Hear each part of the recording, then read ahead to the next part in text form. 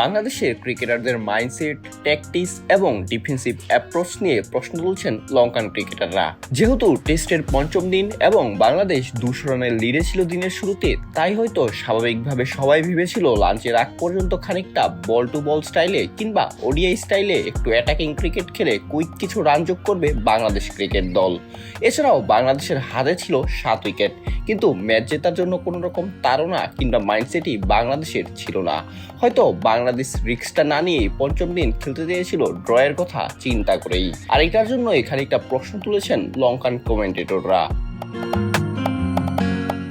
তবে এটা বলা বাহুল্য যে বাংলাদেশ যদি কুইক 100 কিংবা 150 রান করে লাঞ্চের পর 350-এর মতো টার্গেট দিয়ে শ্রীলঙ্কাকে ব্যাটিংয়ে নামিয়ে দিত এবং সেটা 50 থেকে 60 ওভারের মধ্যে শ্রীলঙ্কাকে চেস করতে দিত, তাহলে হয়তো ম্যাচে একটা রেজাল্ট আসলেও আসতে পারত। বেন স্টোকসের বাজ বল ক্রিকেট কিংবা গৌতম গম্ভীরের ভারত, এরা হলে হয়তো আমরা এই ধরনের অ্যাটাকিং অ্যাপ্রোচ কিংবা রিস্কি ক্রিকেটটা দেখতে পারতাম। তবে এত ইকুয়েশন পরিসংখ্যানের ভিড়ে ড্র বাংলাদেশের জন্য মোটেও খারাপ রেজাল্টও নয়। একে তো শ্রীলঙ্কার মাটিতে খেলা, তাও আবার ওয়ার্ল্ড টেস্ট চ্যাম্পিয়নশিপের ম্যাচ, তাই এসব চিন্তা করে হয়তো বাংলাদেশ ডাগ আউট থেকে অতটা রিস্ক নিতে বলা হয়নি। কিংবা যদি সেটা করতে গিয়ে উল্টো হিতের বিপরীত হয়ে যায় তাহলে তো আরেক প্রবলেম।